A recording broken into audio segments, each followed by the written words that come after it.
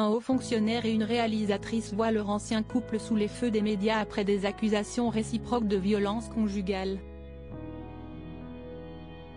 Anissa Bonnefond a réagi fermement au scandale qui l'implique avec le directeur de Sciences Po Paris, Mathias Vichra. Si est un cri du cœur que vient de faire Anissa Bonnefond, réalisatrice de films et documentaires qui a vu sa relation avec Mathias Vichra exposée suite à des accusations mutuelles de violence conjugale. Quelques heures après le communiqué écrit par celui qu'elle présente comme son ex-conjoint et directeur de Sciences Po Paris, l'artiste de 39 ans a pris la parole sur Instagram pour expliquer dans quel état d'esprit elle se trouve. Mathias Vichra et Anissa Bonnefond s'accusèrent réciproquement de violence conjugale. Ils ont été placés en garde à vue dimanche soir 3 décembre 2023 avant d'être remis en liberté le jour suivant, sans qu'aucune plainte ne soit déposée, d'un côté comme de l'autre. L'unité médico-judiciaire n'a relevé d'incapacité totale de travail sur aucun des deux. L'enquête se poursuit en préliminaire, avait précisé le parquet de Paris lundi.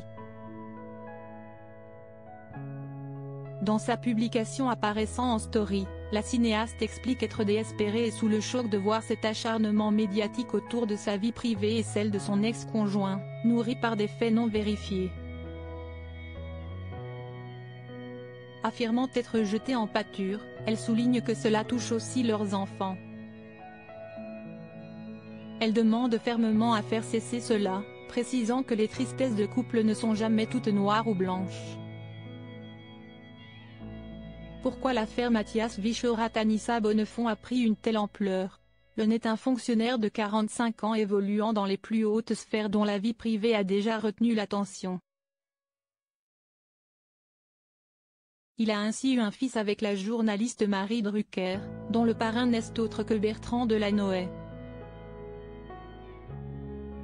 Son ex-compagne est-elle une réalisatrice renommée qui a fait grand bruit récemment avec la sortie de son long métrage La Maison, récit d'une femme à Berlin qui choisit la prostitution. Juste avant la dispute durant laquelle elle aurait été poussée, elle revenait d'ailleurs de la promotion de son œuvre au Japon en compagnie de son actrice principale Anna Girardot. Plus encore, la position de Mathias Vichra est très délicate, puisqu'il était censé lutter activement contre les VSS, les violences sexuelles et sexistes, ayant pris la relève de Frédéric Mion, ex-directeur de l'Institut parisien d'études politiques qui a voulu cacher le scandale Olivier Duhamel, président de la Fondation nationale des sciences politiques dont dépend l'IEP accusé d'inceste. Face aux appels à la démission d'une partie des étudiants, Mathias Vichra a écrit mardi aux étudiants, enseignants, salariés, membres des conseils de l'institution pour assurer qu'il entend leurs émotions et leur promettre de les rencontrer très prochainement.